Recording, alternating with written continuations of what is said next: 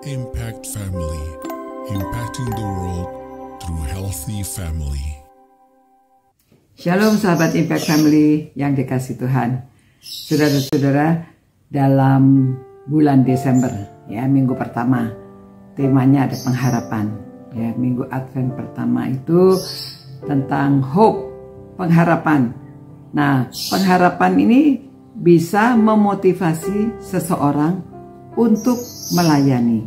Karena dia ada pengharapan akan datangnya juru selamat, maka untuk mempersiapkan diri menyambut kedatangan juru selamat, orang jadi dimotivasi untuk mau melayani, ya. Seperti ada seorang yang bernama Hana, dari Lukas pasal 2 ayat 36. Lagi pula di situ ada Hana, seorang nabi perempuan, ya. Jadi nabi ada yang perempuan, ya, saudara-saudara, ya. Anak Fanuel dari suku Asher. Ia sudah sangat lanjut umurnya. Sesudah kawin ia hidup 7 tahun lamanya bersama suaminya.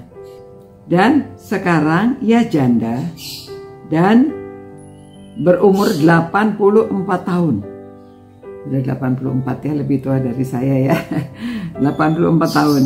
Ia tidak pernah meninggalkan bait Allah dan siang malam beribadah dengan berpuasa dan berdoa. Coba saudara, orang rela menunggu karena mereka punya harapan, ya. Karena harapannya, jadi dia diam di bait Allah, berdoa dan berpuasa.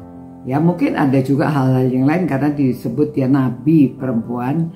Jadi dia tahu sesuatu akan janji-janji Tuhan, akan nubuatan Tuhan, dan dia menanti nubuatan itu terjadi.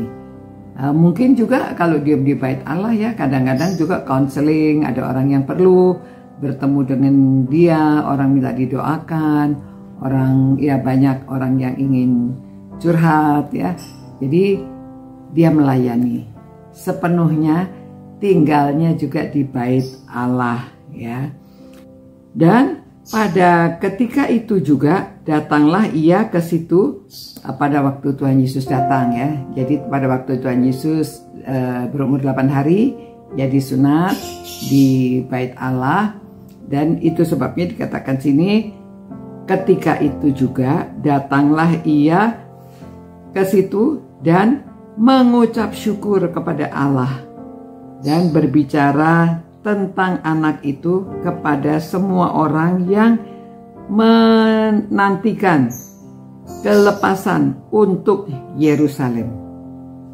Jadi disitu kan dia seorang nabi, ya. Jadi dia berbicara dengan semua orang yang menantikan akan kelepasan untuk Yerusalem. Pada waktu itu kan Israel sedang dijajah, ya, sama Romawi.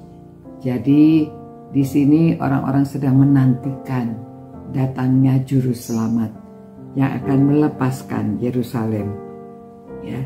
Jadi dia, karena dia begitu percaya penuh, menantikan di dalam hidupnya dia ini akan bertemu dengan Mesias yang akan lahir itu, maka dia dengan pengharapan itu dia tinggal di bait Allah, dia melayani Tuhan dengan doa, berpuasa, ya.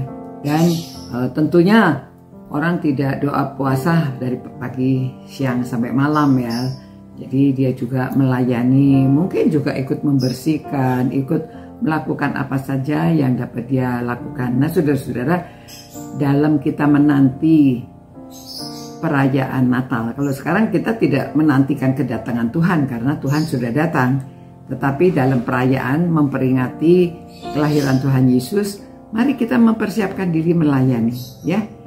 Jadi kita ada motivasinya, kedatangan Tuhan juru selamat itu kita bersiap-siap, kita melayani, mungkin persiapan-persiapan untuk menyambut Natal, ada aksi sosial, ada acara-acara yang dinanti-nantikan, oleh jemaat, oleh orang-orang luar sekalipun. Jadi kita siapkan diri juga mengundang orang untuk datang mengikuti perayaan supaya bersama-sama mendapatkan pengharapan untuk hidup mereka ya. Seperti ini pengharapannya supaya Yerusalem dilepaskan. Jadi supaya hidup kita juga dibebaskan dan negara kita damai di dalam pemilu ini supaya orang-orangnya. Jadi itu pelayanan kita ya, menolong orang supaya tidak saling mencaci, menolong orang supaya berserah kepada Tuhan, supaya Tuhan yang menentukan siapa yang akan memimpin negara kita.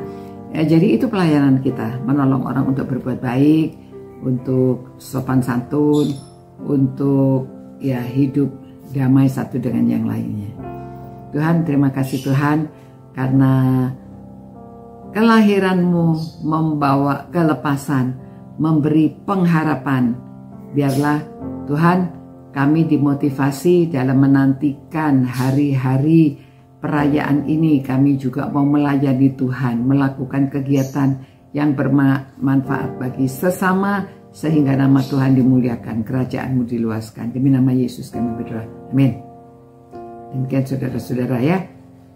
Kita terus lakukan yang terbaik dalam mengharapkan pengharapan ini, memotivasi kita untuk melayani. Sampai jumpa lagi. Ciao. Impact Family, impacting the world through healthy family.